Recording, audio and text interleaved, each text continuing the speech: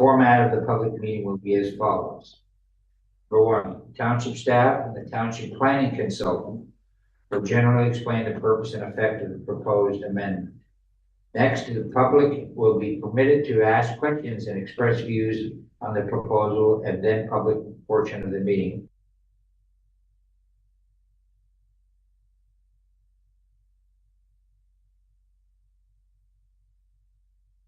Comments. At the conclusion of the meeting for the application, township staff and our planning consultant will be given the opportunity to respond to the questions and comments received. No decision will be made today at the public meeting on the proposed township initiated zoning bylaw.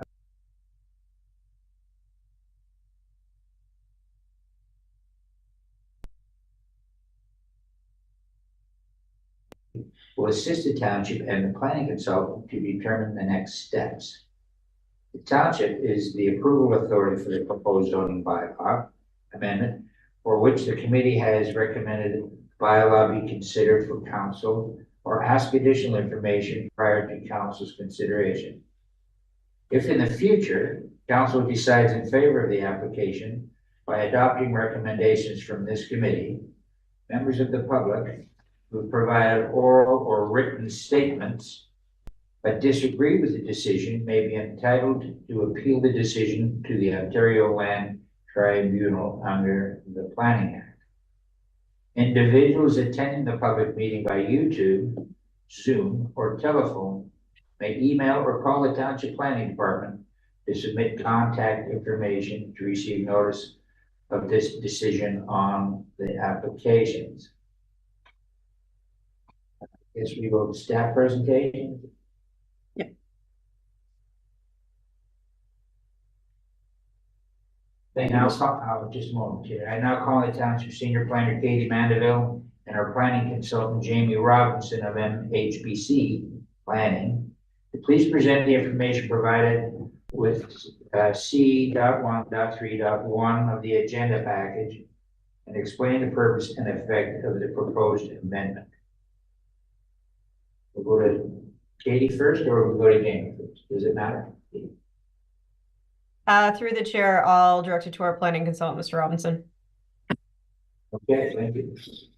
3 in there. Thank you, Mr. Chairman, and council members and members of the public. This meeting, as mentioned, is a public meeting dealing with a proposed zoning bylaw amendment that's municipally initiated. Purpose of the application is, or purpose of the amendment is to address an issue that's arisen in recent years related to floating accommodations. There has been a number of comments received from members of the public in lead up to this meeting. For the most part, the comments that have been received are generally all in support of the proposed amendment. There are some, we did specifically receive comments from the Gloucester Pool Cottagers Association and the Tea Lake Association. Those comments, some of the comments that have been provided as well contain some proposed recommendations in terms of some tweaks to some of the language within the proposed zoning bylaw amendment. What we would intend to do is review those comments in detail following this public meeting. And then if necessary, when the bylaw comes back to council for consideration, we could include possible modifications to address those comments if we see they're warranted. So maybe what I'd like to do now is just provide a bit of background about how we got here and what the bylaw contains. So in terms of this issue, those of you that have spent time on Gloucester Pool or Little Lake and the Severn area in recent years have seen some unique floating structures in the water. They're currently or historically been constructed adjacent to Driftwood Cove Marina and the Inn at Christie's Mill on that property there, where there's they've constructed these floating docks effectively with shipping containers on top of them and converted them into floating accommodations. They've been placed on the waterway for a couple of years now. Recently, the federal government has has taken steps, recently the provincial government has taken steps to enact legislation to target these types of accommodations. And however, because of the Severn jurisdiction falling within the federal government's framework, those same rules don't apply to Gloucester Pool, Little Lake, and the Severn water. So with that, the municipality has taken historically, there was a previous resolution passed by council, and that resolution was for staff to explore this issue and the possibility of regulating these structures. That exercise and background review has been undertaken, and as a result of that, it's our opinion that we are able to regulate these structures through the township's zoning bylaw, and the draft zoning bylaw has been prepared, and that's the material that's included in the agenda package for this committee today. So just a bit of background about the amendment itself. What it proposes is a number of definitions. It proposes some specific prohibitions on the use of these structures, and then those would be contained within a general provision within the zoning bylaw. As you are likely aware, zoning bylaws are permissive documents. Effectively, uses have to be specifically permitted in order to be allowed. So this approach that's been taken here would be to specifically identify that these things are not permitted. So what this bylaw also does is not only allow them in the water, but it also doesn't allow for the construction of them in any zone within the township. So we're trying to deal with the construction aspect as well as the operation or tenancy of these within the municipality's waterway. So it's a very defined issue, and the regulations that are proposed are very specific to those issues. That really provides an overview of the proposal. I guess the only other thing I'd like to kind of elaborate on is the reasons for doing this.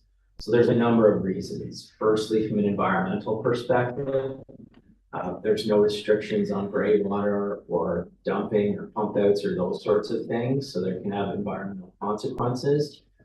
There currently is no limitation on from a geographic perspective, where they could site themselves adjacent to Crown land, for example. So where we have very stringent rules for development to be set back from wetlands and provincially significant wetlands, no such rules will be in place for are currently in place for this sort of thing. So there's that important environmental aspect. There's in terms of building permits and the need for building permits and public health and safety, there's concerns from that perspective. In terms of getting emergency services and providing emergency services where these things are occupied, there's concerns with respect to that. There's concerns from a taxation perspective and sort of in terms of the fairness principle. We've got a number of cottage owners and property owners that pay municipal taxes to support the roads that we drive on and other services that the municipality provides, where that's not the case with these situations. And really the time of use as well is that they're docking or being stationary in one location effectively for the entire summer. Where from a Crown land perspective, there's limitations on how long somebody's able to camp on Crown land. So those are the reasons that kind of led to this exercise. I've given you an overview of sort of what the bylaw entails, and overwhelmingly the public are generally in support of this bylaw based on comments. Thank you for the time, and if there's any questions or comments, I can do my best to try to answer those things. Thank you, Mr. Robinson. We'll now go to staff Katie Mandeville. Thank you, Mr. Chair. I believe we're good to go right to the public questions and comments next. Okay, if that's the case, I, 'll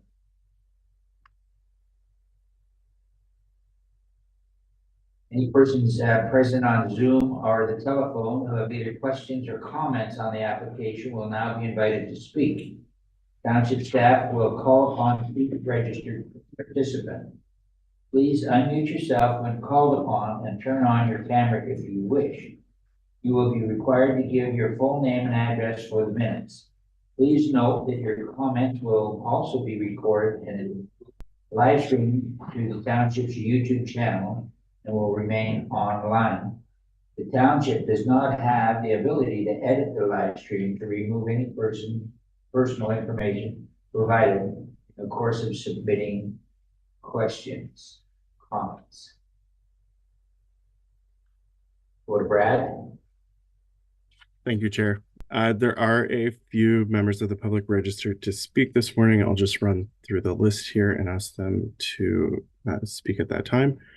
So the first registered participant is Cheryl Elliott Fraser of the Gloucester Pool Cottagers Association. Cheryl, I have your presentation here if you would like that shared on screen as well. Yes, I would. Thank you. And Cheryl, if I could trouble you for your address, that would be great. So mine is 3490 Maley's Road, Coldwater. Okay. Thank you. Good morning to the Planning and Development Committee, the Planning Department, and guests. Thank you for allowing me to speak today. I am Cheryl Elliott Fraser, who is the president of the Gloucester Pool Cottagers Association. We have two other members from the Gloucester Pool Cottagers Association Floating Committee who might also provide comments. I will be presenting the GPCA comments to Severn Township Planning Department regarding floating accommodations. Can everyone hear me? Yes? Yes, fine. Okay, thank you. All right, thank you. Our journey, the journey. Since 2000, floating accommodations appeared on Little Lake in Port Severn in 2021. Since 2021, the Gloucester Pool Cottage Association has been working with 3 levels of government to develop a solution. The cottage associations in Ontario petitioned the House of Commons to ask Transport Canada to consider designating the floating accommodation located on Gloucester Pool to be a float home, consistent with the precedent that was set in BC. Through the Freedom of Information Act, the GPCA, or the Gloucester Pool Cottage Association, just recently learned that Transport Canada maintains their responsibility is for vessel safety and navigation, and it does not extend control over where vessels moor and their duration. Transport Canada stated that MNRF has control over provincial waterbeds and Parks Canada over federal waterways. Transport Canada acknowledges the MNRS floating accommodations definition that was passed using Regulation 161/17. Transport Canada stated that local management of floating accommodation is the responsibility of municipalities as long as these local agencies do not appeal to Transport Canada to redefine the definition of vessels. Solutions. The following are solutions that either have been developed or government agencies are working on. Parks Canada, the Trent Severn, is investigating a solution. They are looking at requiring vessels to obtain permits to moor. MNRF has a solution through Regulation 161/17. They define floating accommodations and states that they cannot be on provincial waterways. And your Township of Severn's zoning bylaw, floating accommodation is definitely a solution. The GPCA would like to see other municipalities to develop a similar solution as what you guys have put into place. We believe that it appears that the amendments the Township is proposing will regulate or prohibit floating accommodations that are not attached to shore. It differentiates between floating accommodations, boats, boathouses, camping units, marinas, vessels, and watercraft prohibited for overnight accommodation. Your bylaw also, sorry, your amendments also prohibits floating accommodations from all shorelines, including marinas and private properties.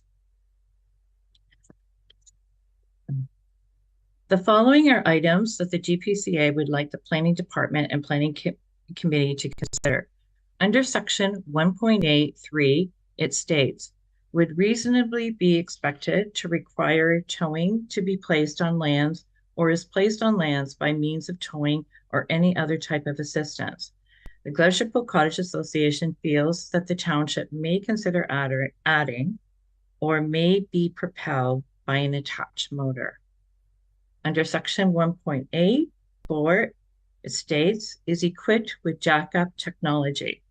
The Glacier Pool Cottage Association feels that the township might consider defining jack-up technology. We're really concerned that someone may not understand it or may misinterpret what that means. Also, that the word is could be replaced by the words maybe. There are some floating accommodations that exist within the province that don't have jack-up technology. They are similar to trailers that have a flotation system. I know for a fact that there's a camper trailer that is on a barge just in the Honey Harbor area. We're wondering, and it's being used as a floating accommodations. We are wondering if some of these other types of floating accommodations would be included in this bylaw. We're just looking forward in terms of there could be other types of structures down the road. And under section 1.8, number 4, it states with or without spud cans. And the GPCA feels that the township might consider defining exactly what a spud can is. The Glacier Pool Cottage Association believes that these amendments pertaining to floating accommodations will provide direction towards regulating floating accommodations. And we thank the township for moving these amendments forward. In fact, we were so appreciative of what you did that we started sharing your bylaw with some of the other with a couple of other townships. We sort of jumped the gun a bit on this, so we were quite pleased with the fact that the township has developed these amendments. Are there any questions on our presentation or regarding our considerations? Do we want to consider questions now, or should we wait to the end of it after all the presentations? I think this one's a big one. I think we should maybe take questions from the committee and from the staff. Through you, Mr. Chair, typically at this point, it's the public's right to make comment at this point, and unless there's a particular point, council normally reserves questions until that section of the agenda. Okay. Take questions and then from the public. Okay, thank you. Thank you so much.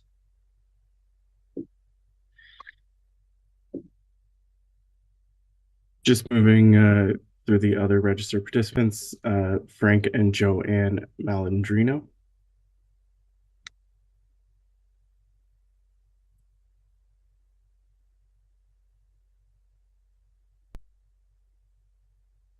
And the final person who is registered to participate is Victoria Poole.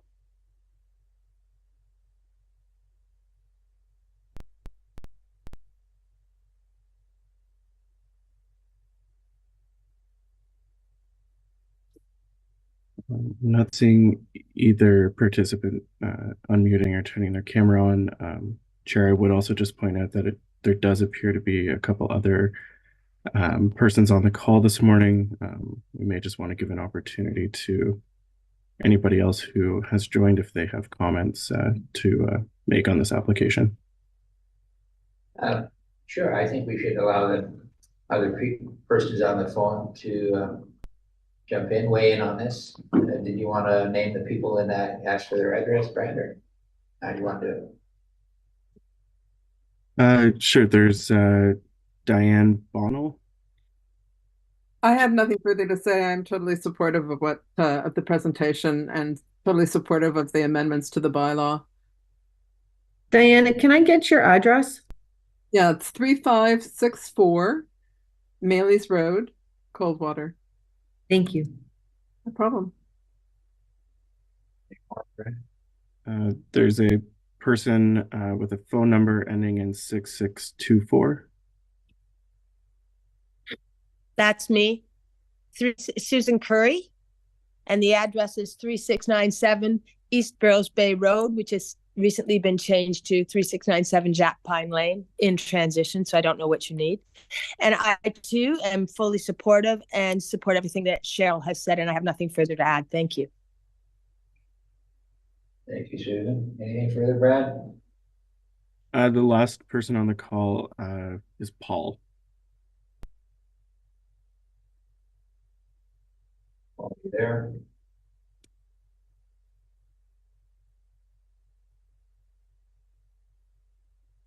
Not seeing them unmute, Chair, and that concludes everybody who's in the meeting this morning. Brad? Nothing further on that? No. Okay, we'll move along to staff applicants and additional comments. Could the township staff please summarize any additional correspondence that has been submitted on this application and provide any further information? Thank you, Mr. Chair. So as members of Planning and Development Committee will be aware, we did receive a substantial, for us, amount of correspondence on this application. So in addition to those listed on the agenda, there were 33 items circulated yesterday via email to the Planning and Development Committee. And then there was one additional one that came in since late yesterday as well. So in the interest of time, and our clerk has promised that the new correspondence items, or the 33 that were circulated yesterday, plus the additional 2 today, those will be added to the minutes of the agenda following this meeting. So those will be included in the minutes. So just for the sake of time, I'll just summarize very briefly the fact that all 33 people were in support of this amendment. So just for the minutes, I'm just going to list out who all of those people were.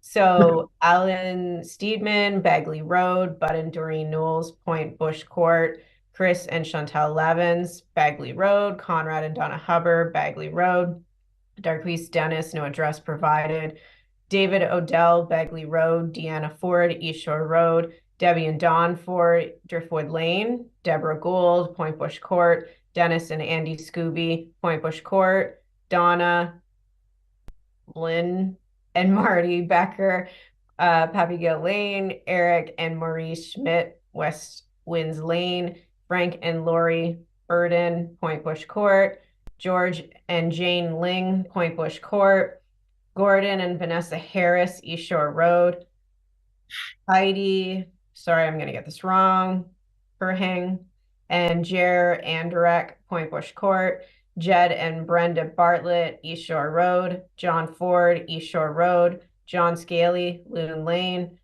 Laura Wiley, West Winds Lane, Lynn and Brian Peely, Driftwood Lane, Mary Jeffries, Little Lake, Michael Sidden, Jack Pine Lane, Patrick and Sarah Becker, East Shore Road, Peter Gould, Point Bush Court, Petra Sidden, Jack Pine Lane, Robert Phillips, Richardson Point Lane, Susanna, Michinkowski, sorry, probably got that wrong too, East Shore Road, Ted Abel, Little Lake, Valerie Rods Lane, Walter Puskowski, Mally's Road, Willie and Colleen Gresser, Bagley Road, William and Patrick Baker, East Shore Road, and William Snyder, Bagley Road.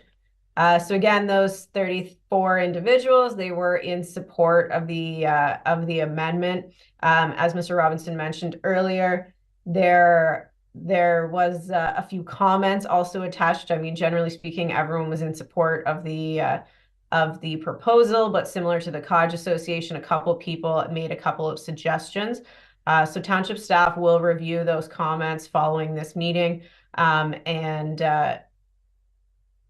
if there is some staff believe merit to those comments that should be considered, or any changes that staff believes should come to the bylaw out of discussions here today, as well as the comments, then we will do up a report to accompany the bylaw should this committee send that to council.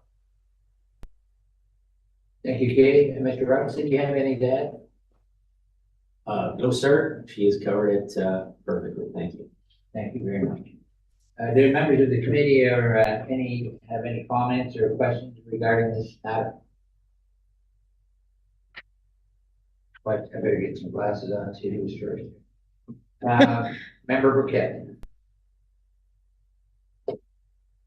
Thank you. Through the chair, just want to say thank you to Cheryl, the committee, and of course, Claude, who spearheaded this, how shall I word it?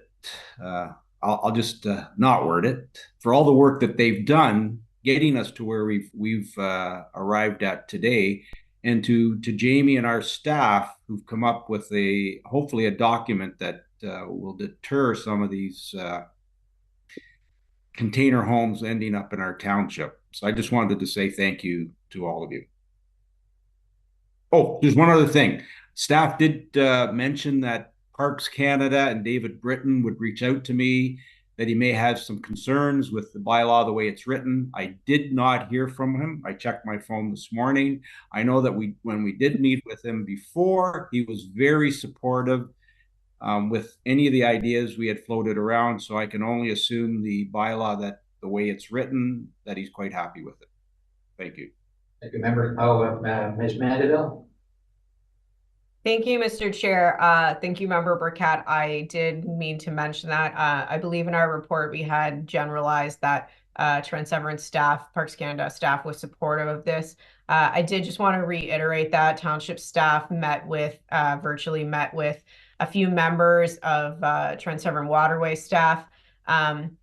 Essentially, they were supportive. They understand what we're trying to do here and the implications, and they're looking forward to working with us on the implementation of this. So I did just want to mention that as well. Thanks, Member Burkett. Thank you. Member Cox. Yeah, thank you. Also, thank you for everything. Through the chair to Jamie, section 1.2, can you clarify, because I've had a few comments and questions from people, the fact about the water courses, navigable water courses, and the fact that this bylaw can prevent them from tying up to Crown land and staying there? And how would we enforce it? Dear Mr. Chair, to Councillor Cox. So section 1.2 of this bylaw, what it proposes to do is a modification to the existing section 1.6 of the zoning bylaw, and that's the interpretation section. What we've added there is a reference to navigable water courses and water courses that previously didn't exist.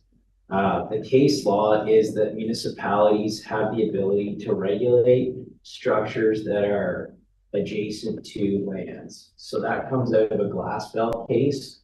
I don't know if you folks are aware of it, but that is a court case that happened in the Halliburton area, where there was a boathouse and the MNR said they didn't have jurisdiction over it. The municipality said they didn't have jurisdiction over it. And the courts ruled that municipalities do have the ability to regulate boathouses and docks that connect to land, the structures adjacent to land.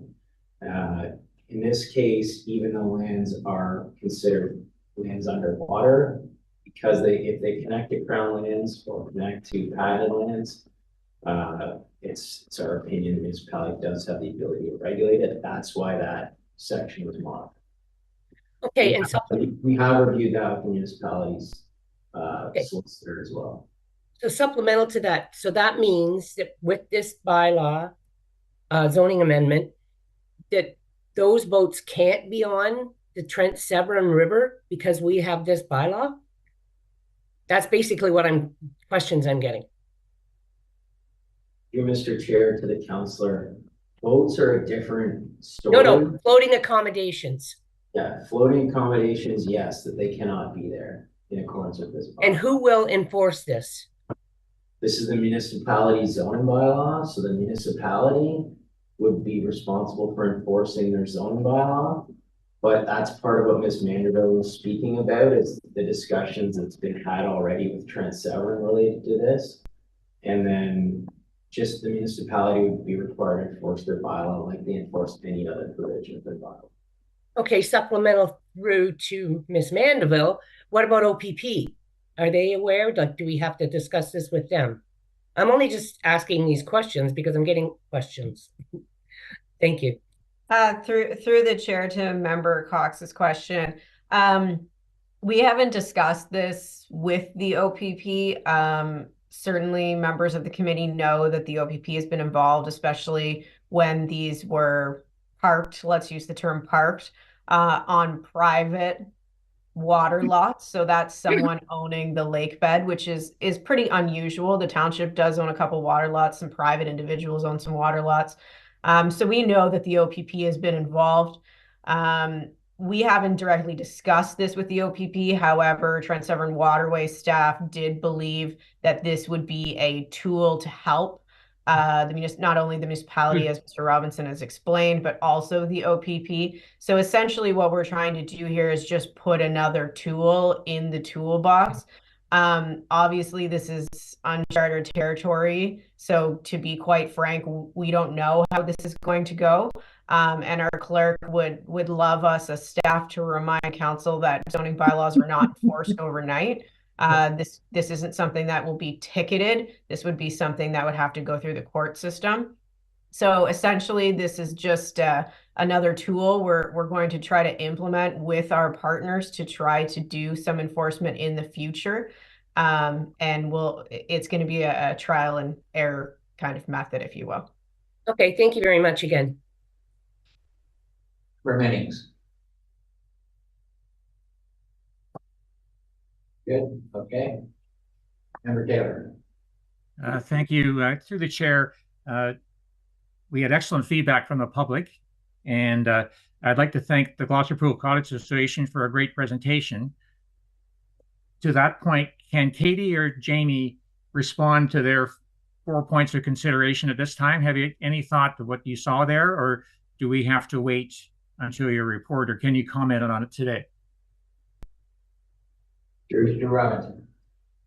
Through Mr. Chair to the councillor, the only comment I'm going to make is one rule I live by is not to try to draft regulations or policies in a meeting. It never goes well. So unfortunately, I'm not going to provide a response to those comments. I think we've already set some time after this meeting when Ms. Woodrow, Ms. Manderville, and myself, and Ms. Bolt from my office are going to sit down and review those comments in detail.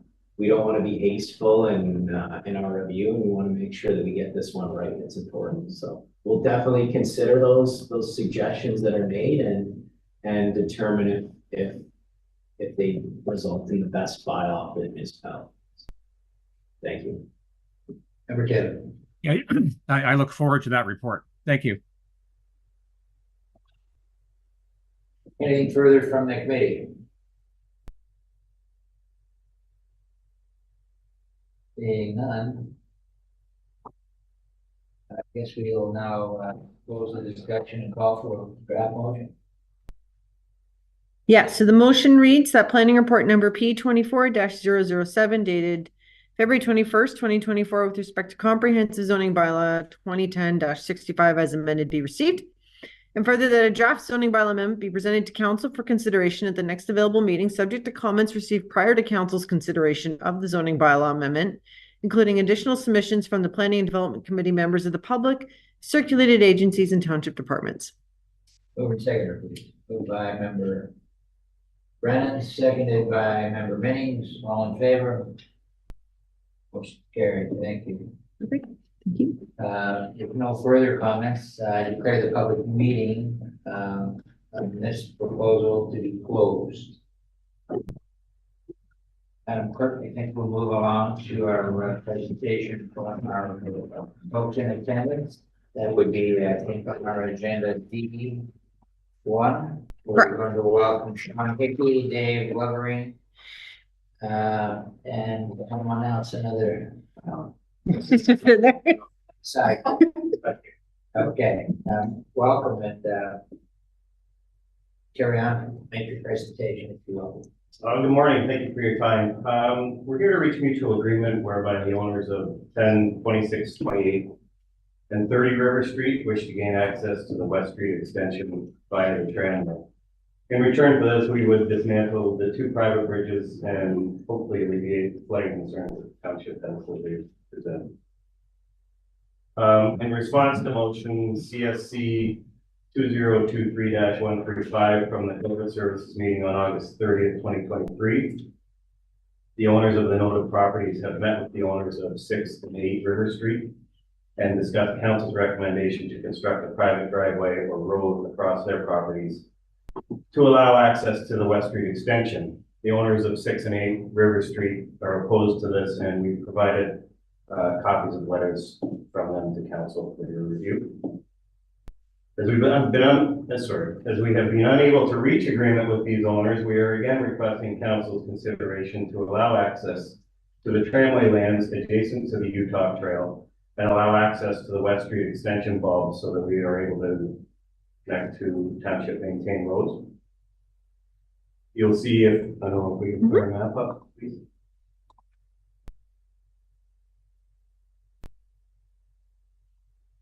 So on our attached map here overhead, you can see we have 2 access points we would like, which would allow access for 4 properties to the tramway lands, which are in black, and then connecting to the West Street extension bulb. It's a distance of approximately 400 meters, I would say, along the tramway. It's our belief that this setup is mutually beneficial to the property owners as well as the township and would cause the least disruption to other residents. In acknowledgement of council's desire to obtain a financial guarantee that our private bridges will be removed, we would suggest a compromise, perhaps a security deposit in the amount of $10,000 or $5,000 per bridge to be held by the township until the bridges have been removed, maintaining a 10-year removal time frame that has been previously discussed with the township, and the deposit could be returned once the bridges are removed. As you're most likely aware, the owners of these properties have long relied on the township's commitment that the intent of purchasing the tramway lands was to provide these residents with access to their properties. Discussions have been on and off between residents and the township as far back as 1994. Current discussions having started in 2018 and have now entered their 5th year. Our bridges have continued to deteriorate and require significant investment in the near future. If we're unable to reach agreement with the township, we'll be left with little choice but to rehabilitate the bridges. And I believe that these conversations will probably end until such time as significant investment in the bridges will be required again. It's our desire to reach a mutually beneficial agreement with the township.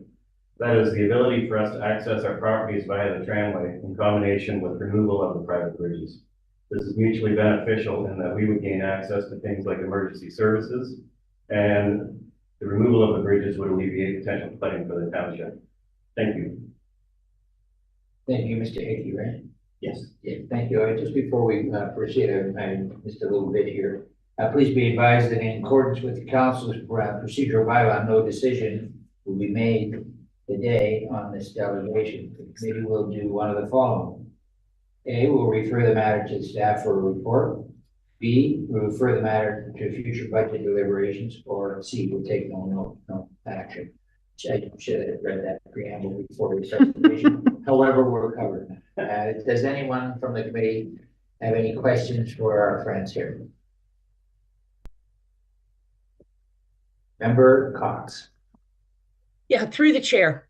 I would like this to be taken seriously because I think this is probably the best one we've seen. I think that utilizing the turnaround and coming out there, going along the trail is probably one of the better ones, and I'm thankful that they've come up with this.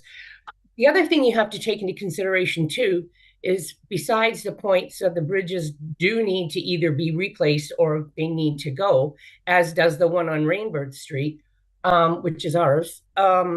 we need to also remember the future. There is property along the left side of that trail where the Lubberings want to come in on the right side.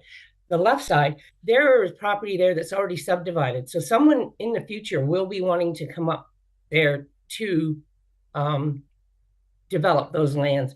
I think the best thing about this is that we should ask our Public Works and Planning to organize a meeting with Mr. Hickey and Mr. Lubbering.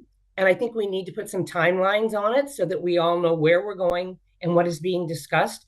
It has drifted in and out too many times, and I think the time has come that this council needs to decide, or this committee recommend to council, that this is something we need to get on and get it done before the end of this term, for sure. The emergency services is very important for these people.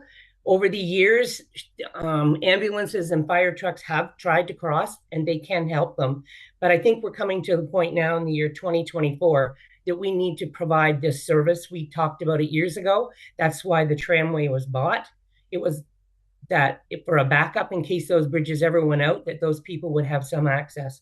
So I'm not sure how staff want to work this, but I feel that we need to recommend to have some meetings and get on this right away. Thank you.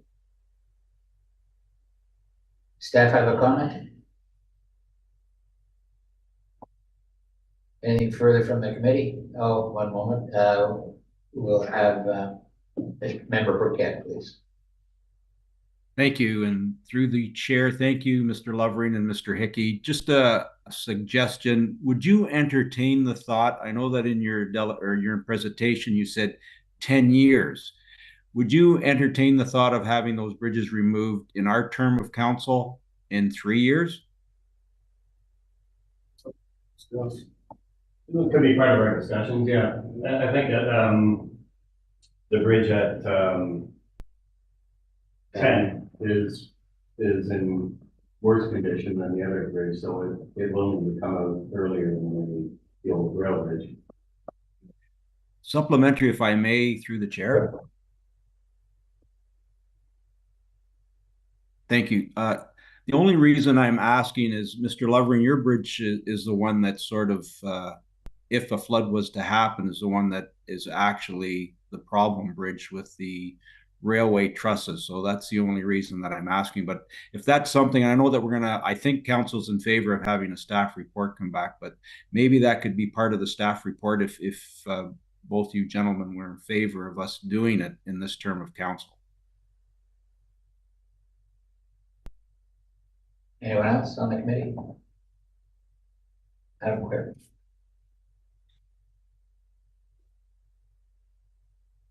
Thank you. So the proposed motion is that the delegation from Sean Hickey and Dave Lovering regarding use of the tramway to access from the West Street extension and the private bridge removal be received and referred for staff report.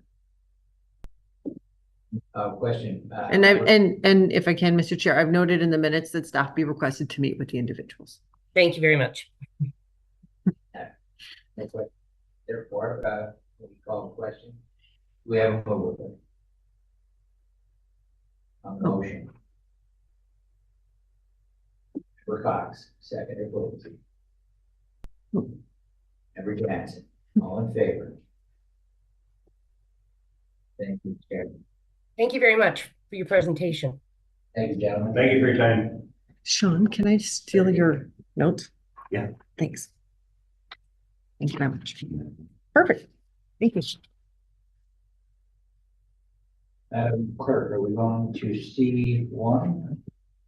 Yes, we're moving into the consent agenda, which is section E on your agenda. Reports from officials. And the correspondence section.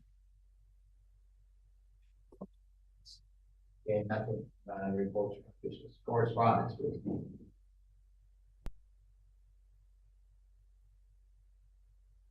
The E2. My understanding, Mr. Chair, that nothing's been pulled, so we can move to adoption of the agenda. Is that the approval of the regular agenda? Yes. Yes. Okay, so the motion will read that the agenda be adopted, including consent items as circulated. Moved. Member Brennan, second. Member Min, all in favor? Carried.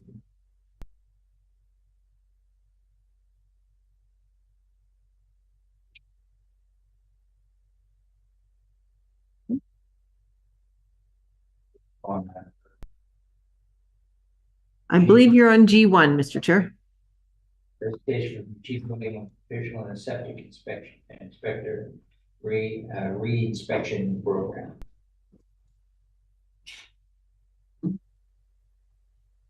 Who's going to speak to this? Through the chair, hi, my name is Amanda. I'm the septic inspector. I believe Andrea would like to say something before I start my presentation, just quickly. Thank you very much, Amanda. I just wanted to take this brief opportunity to introduce our new Deputy Chief Building Official, Steve Jeremy, to members of the committee that may not have had the opportunity to meet him yet. Steve. Hello.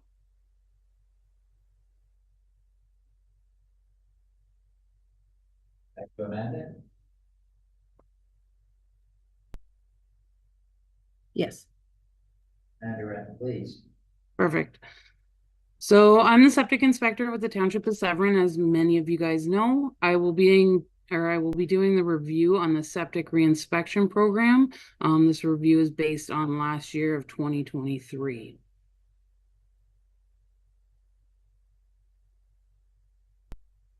So basically, I will run through these topics. Hopefully it won't be as long as last year. If you do need to go back into last year's slides, please contact Allison to give you a link to last year's presentation as well.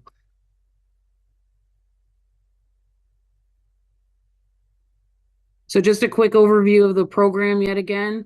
It was established in 2006, or the Clean Water Act was established in 2006, and it encompasses the Drinking Water Source Protection Program. And this was all brought on by the Walkerton water issues that they had. In 2011, the building code was amended to establish and regulate the mandatory on-site sewage system. So this includes wellhead protection areas and intake protection zones, and also other protected waterways within Ontario, such as a good one or a large one is Lake Simcoe. Within our township, we do not have any of those, just intakes and wellheads. So in the Building Act 2012 authorizes each municipality to implement their own discretionary on-site sewage system maintenance inspection program. Discretionary is a term given.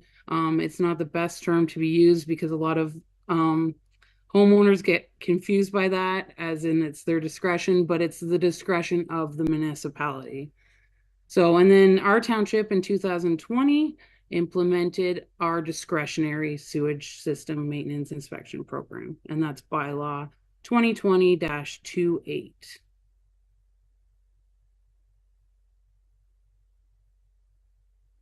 So just a little touch on communication and outreach. It was our focus to get this out into the public, get the knowledge out there, the education about the program. We do a standard mail out every spring to the affected properties within each year. And then we also supply educational material once we go to door or property to property. Another thing is our communication officer, Tracy. She has worked very hard at getting out the word of this program. Our township mail outs, media releases, any kind of forms within like Aurelia Matters, and postings within that, and social media as well. So last year it was estimated that it hit about 17,000. So the discretionary program encompasses all these waterways that are listed here. Within 2023, only Severn River, Gloucester Pool, and Sparrow Lake were inspected, or the properties within those areas.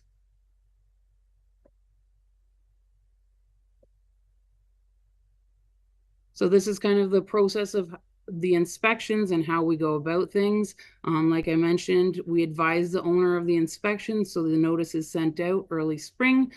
And it kind of gives an overview of the program. And also once we go out on site, I give the overview of the program again if they are at home.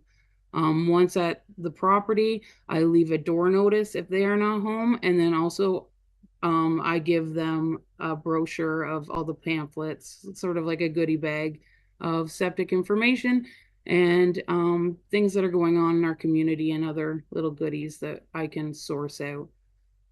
So once I'm at the property, I confirm the paperwork, what we have on file, our septic permits normally. I will look at the property as a whole, and then I will conduct my visual surface inspection. So that is walking around the property, walking around the house, any outbuildings, and along the waterfront as well, just making sure that everything checks out and there's no other sewage systems or systems in that matter, or illegal things as well.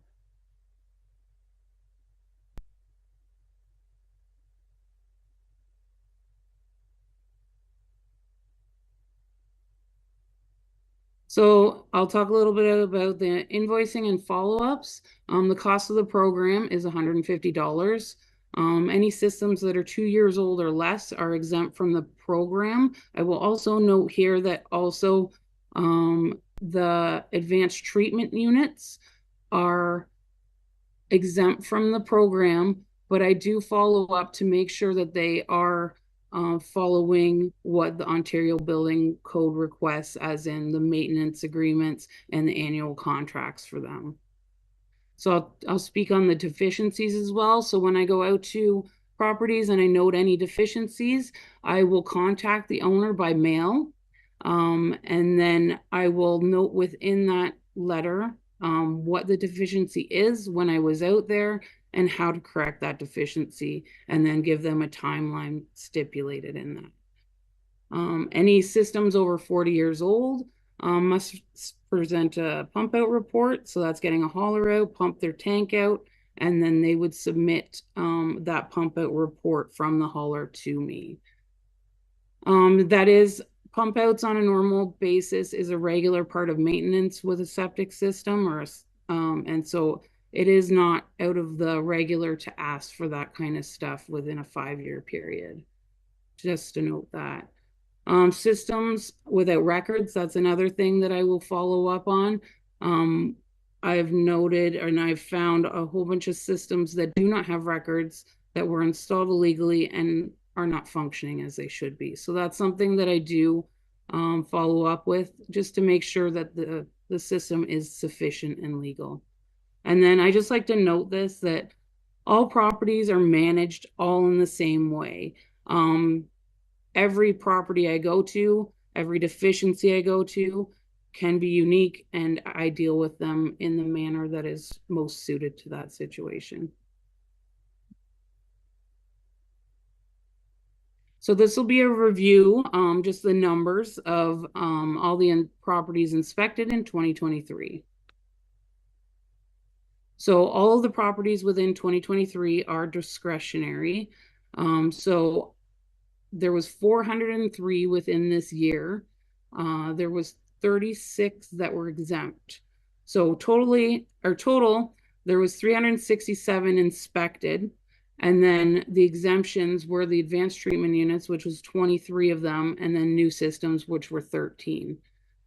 So out of all that were inspected, there was 224 that were complete, and still in progress 143. So when I talk about still in progress, I've reached out to the homeowner requesting pump out reports, or I found some sort of deficiency with that.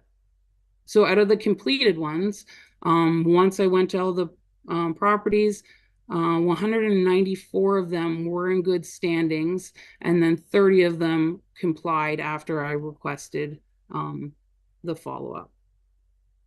So, and then out of the whole of 367 properties, there was only one true high risk one. And when I talk about high risk, I'm talking about effluent spills or something along those lines.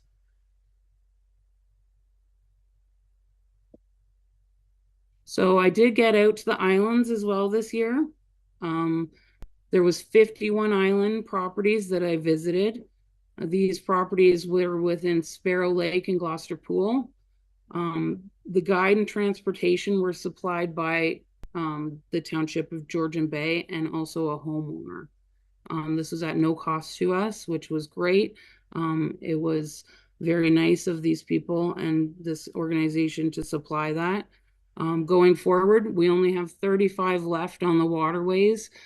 This could be islands, and there's some landlocked properties as well. And that's Upper Gloucester Pool and then the Severn River.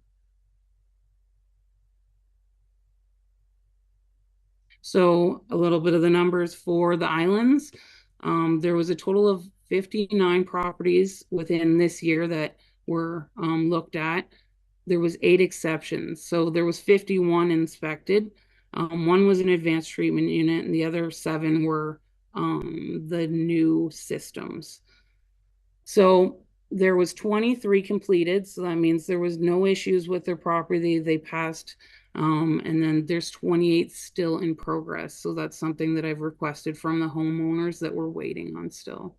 So out of the completed ones, 23 were in good standards and none of them have complied yet. And I'm not as shocked by that because I did the inspections later on into like October, November. So, and obviously wintertime limits access for these island properties. And then out of the 51 properties, there was 2 high risk. Sorry. No, it's okay. Excuse me. You can move on. So I always like to put this in as well. This applies to septic permits, so people pulling new permits. And this goes through the years. So the light blue was 2022, 2021, 2022, moving on through the colors. So from 2020, the start of this program, in the septic reinspection areas, there's been 139 permits for septic systems in those areas, or sewage systems, shall I say. And then I know I always like to note Lake St. George. There was 12 around Lake St. George that were applied for. And then within the change from last year's presentation to this year's, it was just the one that was added to that number.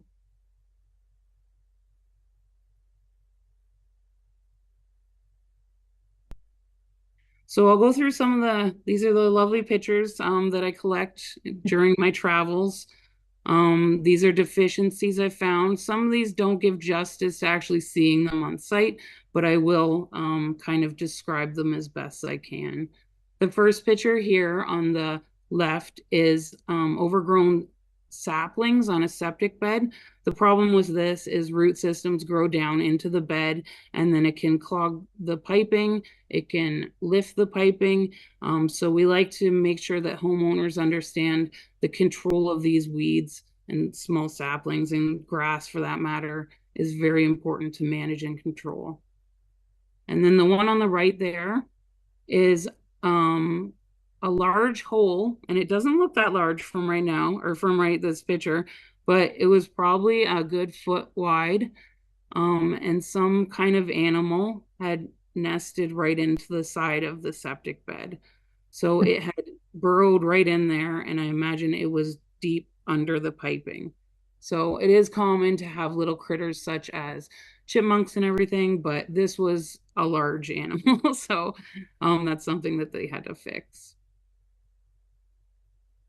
So these are compostable units.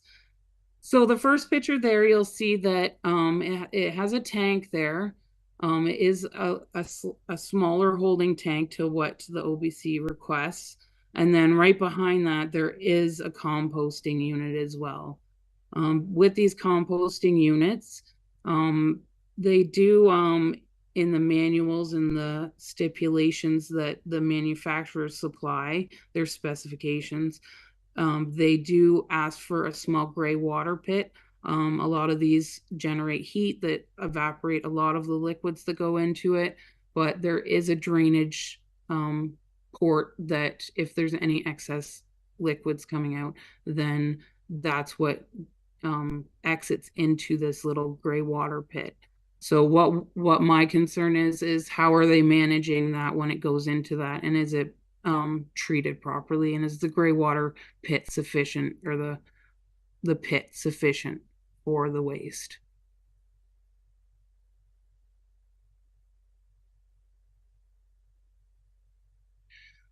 So the second one here, this was an illegal system I found. This is one of the ones that didn't have a permit on file when I went to the site. It was hard to locate the actual system as it was underground. After requesting the homeowner to look into this a little bit more and supply us details on the system, a contractor had went out there and this is what he discovered. So basically it was a blocked concrete tank with clay runs running towards the lake, and from the tank to the lake I would estimate that it was about 5 to 6 meters, if that. And then you can obviously see that the top was a steel lid, which is, it deteriorates over time and can be very unsafe. You can fall into that. So that's something that I've reached out and they have to correct that matter. Another one that I noticed this year was a large one is structures on septic beds.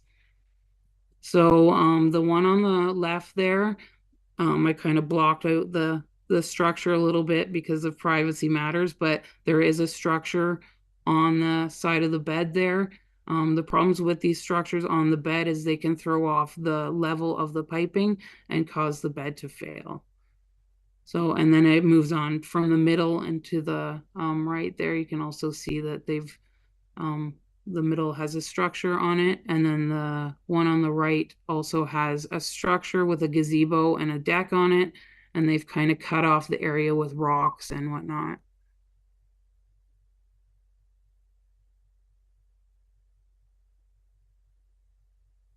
So this was another one that was famous last year as well, and this year, outdoor showers and sinks. The gray water, they don't regulate this in any way. They don't contain it. Basically, they shower and it just drains onto the ground, right? Or they use the sink and it drains onto the ground. So these are things that we want to make sure that they're treating this wastewater correctly.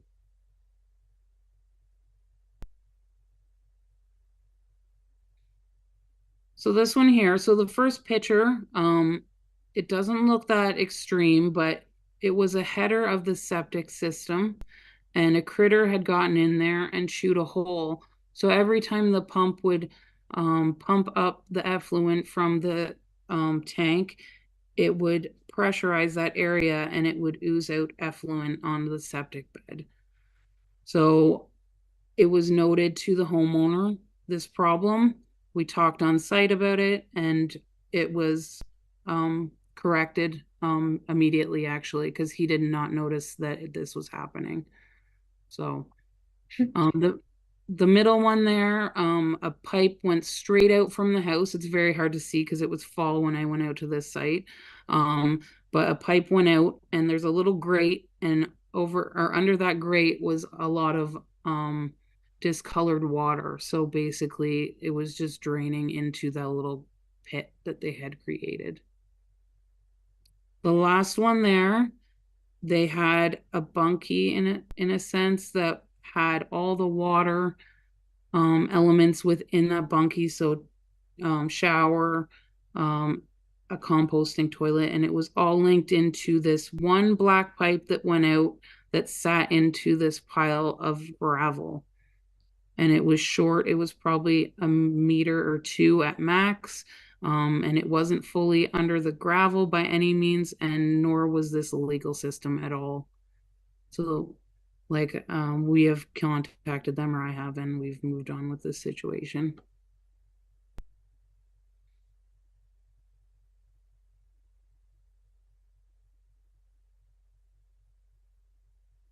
So another one is the gray water and black water. So the first picture there is a steel tank. This obviously is not a legal system. The pipe entering from the building was suspended from the building all the way to the tank, and then entered into the steel tank, and then there was a one-line pipe that went out under the ground. By any means, this is not a legal system. So that was addressed as well. The top right one, at this property, there was several deficiencies. This was the main one that I wanted to note. There was a gray water pit at the front of the building. There was a shower, and it was a very rocky site. So it was just all draining onto the water, or sorry, onto the rock. And then I discovered underneath the cottage that there was a pipe exiting. And as you see the slope, that is the rock ledge that leads down to the river. So that black pipe, I know it's kind of hard to see back there, but it was just draining all of the gray water down the face of the rock into the river. And then the bottom one is just basically a pipe coming out from the house and exiting into the forest.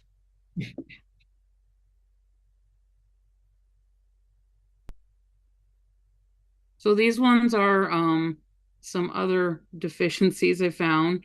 The one on the far left is a urinal that was attached to a tree and had a pipe that went down the river bank per se, just exiting, and the fluid exiting down the bank. The next one was I drove into this property's driveway, and there was a washing machine there that was connected into this little basin that would overflow into the swale in the side yard. So, and it was noted that there was some other additives, so laundry additives that are not safe for the environment by any means being used as well when washing clothes there. And then the last picture is a homeowner's fix of tuck tape. And this was just a pipe entering into a holding tank.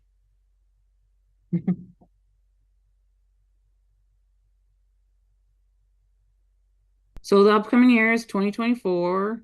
This year, our notices will be sent out early spring. Tracy will be on putting stuff into our social media and any other kind of outlet that she does utilize to get the word out.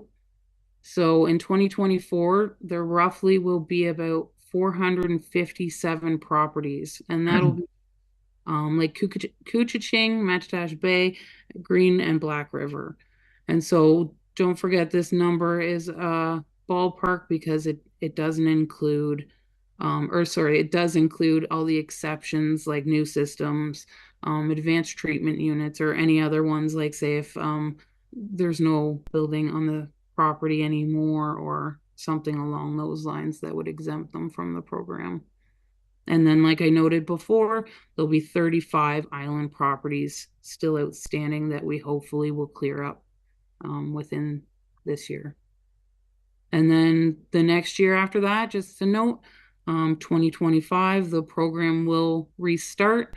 And that's when we get into both the mandatory, which is the intake protection zones, and also the wellhead or head protection areas.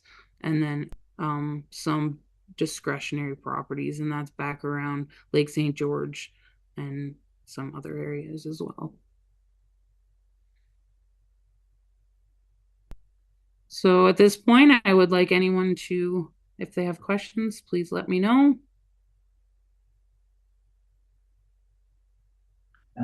First member. Jim, you have to use your mic. Chair, you have to use your microphone. They can't hear you. Taylor? Thank you, Chair. Amanda, excellent report. It's shocking to see what you found, but I'm glad you found them. So what do you anticipate when we hit in? So you're going to hit the township every 5 years approximately, and hopefully the second round should be a bit of a cakewalk, hopefully for you. But is that what you anticipate, or what do you think when you've gone to the ones 5 years later? What do you anticipate there? Through the chair to Councillor Taylor. For the next, I know this is something that once the 5 years is up, I believe you guys will re-review this bylaw, see how it's running, see the potential for it moving forward. The properties that are inspected within this 5-year cycle, not all of them have complied, and this is something, follow-up is a great thing, and every year I do a follow-up with each one of them that has not complied to my requests.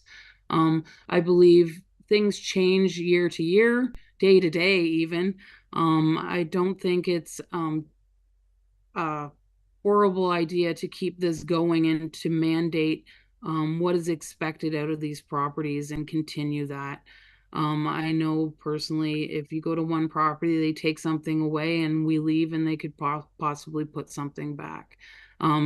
This year, I did note several trailers that are being put in place, permanent structures, they're making them permanent structures, or bunky situations on lakefronts and such that I have spoke to the planning department, and that we are working in coordination to rectify these situations and mandate those. So I think continuing this cycle of the 5-year process of this is a good thing to keep everyone in check and make sure that this is a continual program that makes sure that everyone is following the rules and how they should treat sewage. Yeah, just to follow up through the chair, I would certainly support to keep this going. It's certainly a great program, and thank you very much. Through the chair to Councillor Taylor, thank you very much. Member Minnings. Hi, thank you. And thank you, Amanda. I do remember your presentation from last year, and I really appreciate your presentation this year. The pictures speak 1,000 words, so they're helpful for those of us who aren't as familiar. One question you mentioned as you were going through the slides, you said, I always like to note Lake St. George. And because that's in my ward, I'm just curious. On your slide, it had 12 septic permits issued. And I'm just wondering why you mentioned that specifically. Thanks. Through the chair to Councillor Minnings, sorry. Lake St. George is a topic within our township, just because of the green algae and stuff that was reported. I'm not minimizing any other waterway because they're equally as important, but that was one of the things that kept coming up that was a large concern. I know T Lake as well, McLean Lake, they're all dealing with issues, even some parts of Severn River as well. So I do not minimize those waterways, but that's something that I do bring up as just an example of the permits and the movement forward because of this program. So it's a nice small lake that we can kind of capture and have a little bit of an understanding of what this program has set out to do and what it's accomplished as well. Thank you. Welcome. Does the committee have anything else for Ms. Renton? No? I have a motion, Madam Clerk? Thank you. The motion reads that the presentation from the septic inspector regarding the septic reinspection program be received for information. Moved by Mr. Taylor, seconded by Mr. Burkett. All in favor? Carried. Thank you, Amanda. Through the chair, thank you as well. We'll move along to G2, planning report number 24006. Request for extension of draft plan of subdivision approval, Westshore Crescent plan of subdivision SVT 07062595 Westshore Crescent. Who's going to speak to this one? Okay, that would be Andrea. Thank you, Chair McIntyre. So this report outlines that committee will likely recall back in November of last year, the subdivision agreement was approved here on Westshore Crescent for 8 infill lots. And this extension has been requested merely to allow for a land sale transaction, final approval by the County of Simcoe, and any unforeseen delays before the Land Registry Office. So it's basically just a technical extension for a subdivision agreement that's already been before Council for approval and endorsement. Thanks. Questions? Ms. Cox. Through the chair to Andrea. Andrea, I have never ever questioned an extension, but this one seems to be like the never-ending story. And I get the reasons they've had them there. But should we be saying 3 years? Should we not be saying 2 years and let's get this done? Because it's gone back and forth and back and forth. And I realize some of their, not excuses, their reasons have been that way. But I just think that this started in 2000 and what was it, 9? And they've been sort of going back and forth all over the place, and the area gets all upset or excited, and away we go, and then it changes. And I just think that the next people who buy this need to be told that this is what you have. You need to build these homes. We need homes, and everybody's pushing to get homes. Like, is there anything we can, is that possible? I'm sorry, I just have never, this sort of bothers me.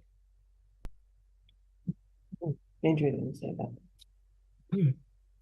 If I may, Member McIntyre, through you to Member Cox. So certainly the recommendation for the duration of the draft plan approval is before the committee for consideration. The landowner has requested 3 years. I've spoken with county staff, and we had, informally proposed a 2-year extension to propose to committee today. So, certainly you could also consider a 1-year extension. It's completely up to you. It would be merely a recommendation to the County of Simcoe, just a reminder that they are the subdivision approval authority for Severn. So it will ultimately be their decision, but they certainly want a recommendation from this Planning and Development Committee. So again, 3 years was requested, 2 years was recommended by staff, both from the township and the county, but certainly it's up to the committee. If they wish to only go with 1 year, 18 months, it's up to you. Supplemental. So would the county be able, if this got sold and gone back, would 18 months be reasonable? If I may, Member McIntyre to Member Cox. So the file itself has received a lot of momentum, as you'll probably recall, over the last year with the approval of the subdivision agreement. So it's seen the most momentum it has in the last decade or so, and it's very, very close to the end. It's just a matter of, this land sale finishing, and with the Land Registry Office, we never know how long that could take. 18 months would certainly be reasonable as well. 2 years was just recommended as a buffer. Okay, thank you. Member Mannings. Thank you, through the chair. I was really surprised to see this come forward yet again, as Member Cox said. It first came to council in 2009, and we're at 2024, so another 3-year extension almost will take the various councils, certainly the township, to the 20-year mark. And there are a number of existing permanent homes, but residents that live there year-round on Westshore Crescent. And having companies, regardless of the ownership, come in, clear-cut the center portion of the land, just totally deface that and have it sit for at least over a decade, close to 2, is irresponsible. This also came up, one thing in the recommendation, it's hard to pick a length of time it needs to be approved, because I don't exactly know what the extension is for. Apparently the land has changed hands, ownership, so I don't know if 18 months or if they need 3 months. I have no idea. And that's something that it's really hard. I think if we pick a date, it's just like a stab in the dark. I would need some context behind reducing that's based on what needs to be done to get this to move along. One thing that's noted, and it was noted back in November in the report that came to council, and I'm quoting, "There is no financial impact to the township." And this seems to be the standard line in every time it's come to council. I think this is the 5th extension that would be granted by the township. Is that there may not be a financial impact, but there is certainly real and ongoing impacts to the residents on that street. And I represent those residents, and it is not being well received to have another extension without anything to be seen except for a completely raked over plot of land where these 8 homes are supposedly going to go. I also, in the minutes, which are on video, it's quite interesting to listen back to the November 1st meeting and the discussion, that there was a question around repercussions from to council or to township if we were to deny this extension, because that was the exact same question. I feel like we're on Groundhog Day. We're just talking about the same thing over and over. And the response from the question the CEO asked in November to Andrea about is an extension, a non-extension, or a lesser extension appealable? And that's a really important point for us to know now. And the response from Ms. Woodrow was yes, there could always be legal ramifications. However, the conversation went on to say that we could be going on for decades. And when are we going to say enough is enough? And I understand that one-time extensions are not unusual. That was also in the minutes from November 1st in the video. But this is the 5th extension, and we are creeping into decades. The last point I'll make and totally not being supportive of any extension is that we also have a development on Grand Tamarack Crescent behind the Tim Hortons, 40 townhomes. That came last year to us for, again, another extension. And what developers are doing is going in, clear-cutting woods, clear-cutting all the ground cover, and then just letting it sit. And that's my perspective. I don't know what's going on behind the scenes. So we've got Grand Tamarack, we've got Westshore Crescent, and we've got the 2 big subdivisions on the north and south end, one at Minoki, one on Turnbull. And, this council has a responsibility to all the citizens of the township, but in this case, certainly to those in Ward 4 who are seeing a lot of development and very little building. So I am very opposed to this going into 20 years of extensions. Let's just cut it now if there's going to be no building. Thank you.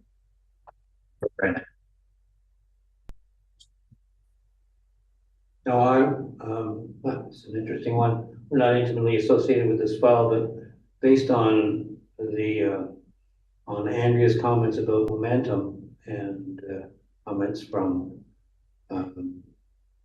Judith and from Alonda, if you're going to do an extension, I think the 18 to 24 months would be the reasonable approach. I'm sorry, I missed the last part of what Member Brennan said.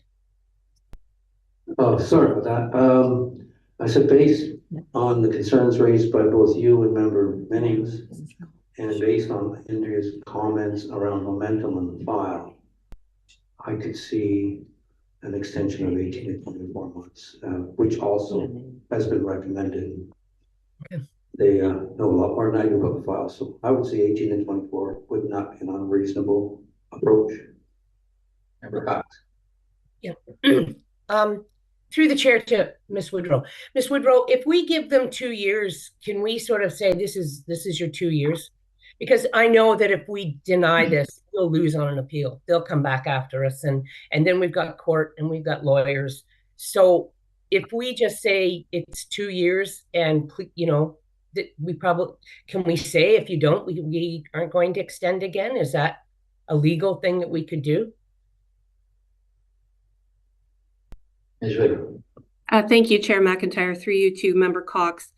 Perhaps I could recommend that as part of the motion, committee considers further dialogue with respect to that this would be the last extension considered for this property for support to the County of Simcoe, some type of wording such as that to put the owners on notice. Okay, I can live with that. I just think that they need to understand that they have to get moving on this, and we need homes. You know, so, and thank you very much. I know with all the work you've done, but, you know, we can't just deny it or we'll be in a mess. So I can live with that if we add that addendum to it. Thank you very much. Thank you. Is there anything further? Member Taylor. Yeah, through the chair then. So what does Andrea think about making it 18 months then instead of 3 years? Ms. Woodrow. Thank you, Chair McIntyre. Through you to Member Taylor. I think that's certainly very reasonable. Excuse me, I have a cold. It's certainly very reasonable given the momentum that's happened in the last few months and that the subdivision agreement's already approved. Just the final steps here to go through. I think 18 months is more than fair. Thank you. Anyone else? Madam Clerk. Thank you. Okay, so the amended motion will read as follows: that the planning report P24-006 dated February 21st, 2024, with respect to a request for a 3-year extension of draft plan approval for 2595 Westshore Crescent, file number SVT 0706 be received. And further, that the Township of Severn endorse a final 18-month extension of the draft plan of subdivision approval, which is scheduled to lapse on March 14th, 2024. And further, that the County of Simcoe be advised of the Township's position on the extension prior to ratification by Council. Moved by Member Mennings. Oh, I believe she has a question. Question. Go ahead. Thank you. No, I would just like a recorded vote. Thank you. No, certainly. Okay. I don't think we need to redo the question. I think we'll just do a poll and see where we stand. Oh, no. Mr. Chair, I'll take the vote then. You'll take the vote? Yep. Okay, and the vote will be taken by the clerk.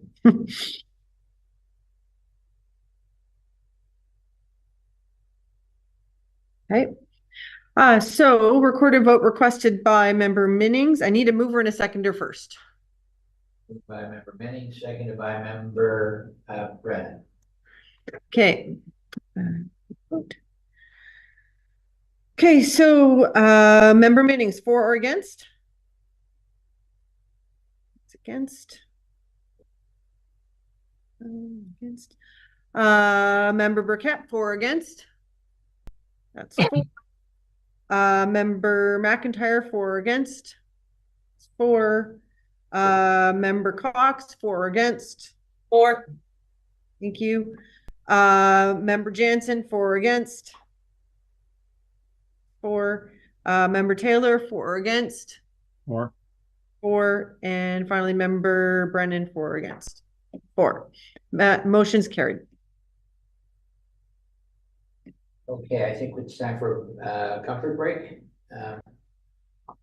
10:33. Let's 10:37. Let's come back at 1:45. Is that suit everybody? Sure.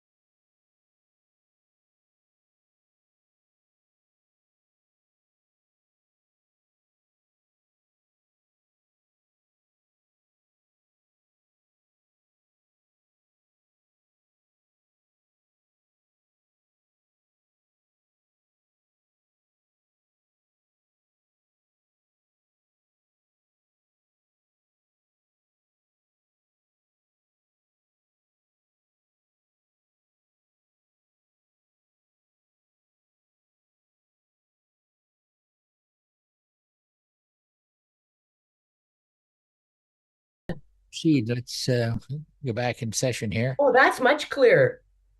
Well, I'm speaking into it now instead of way back. Yeah, but I think he did something. It's very clear. Okay, Thank you.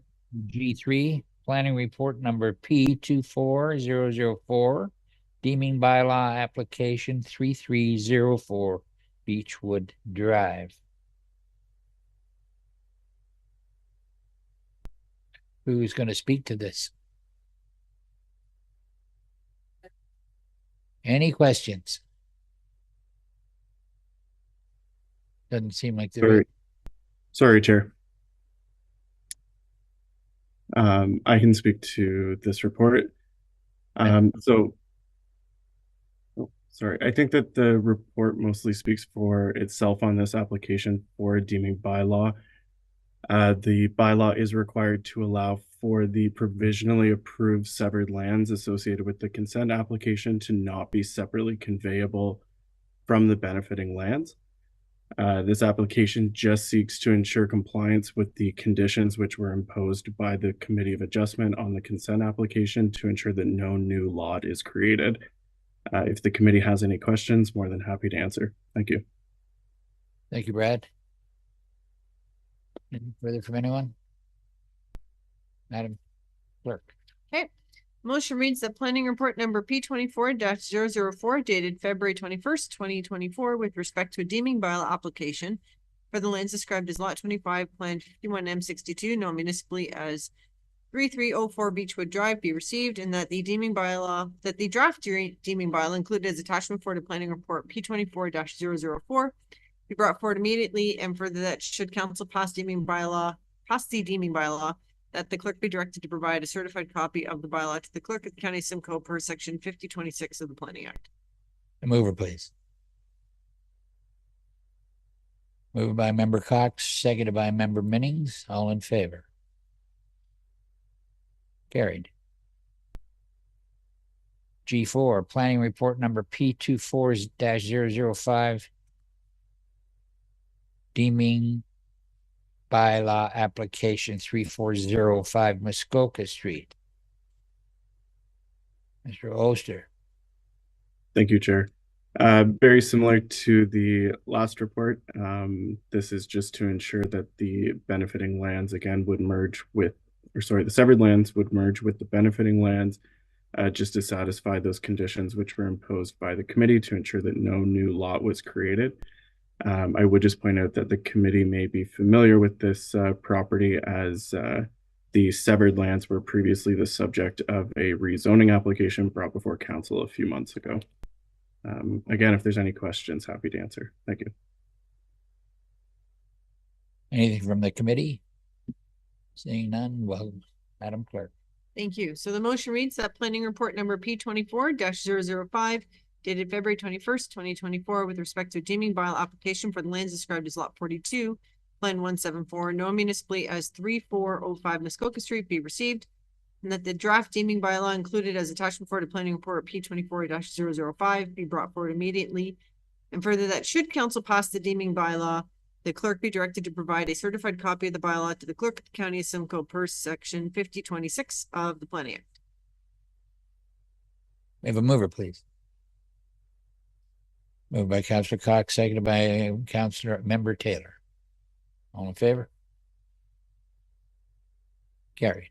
Thank you, Brad. New business. Seeing none. A closed session. We have no closed session. We have a mover for adjournment, please. Member Brennan. Member Minnings, all in favor? Thank you. We're over. Have a good day, everyone. Enjoy. You're in this chair. Hey, Dan, you know that? Bye, Andrew. Bye, Andrea. Thank you. Bye, Brad. Bye, Michelle. Bye, Michelle. Bye, everyone. Before the meeting. Have a good vacation, Judith. But yeah. Oh, yeah. Have a good holiday. Yes. Yeah. Thank you very much. My kids are going to live in my house while I'm gone, I think. I'll double check to make sure they're not having parties, Jim. We'll just go to the party. We won't tell you. My youngest 45. They don't do parties. When do you go, Jim? It's frozen.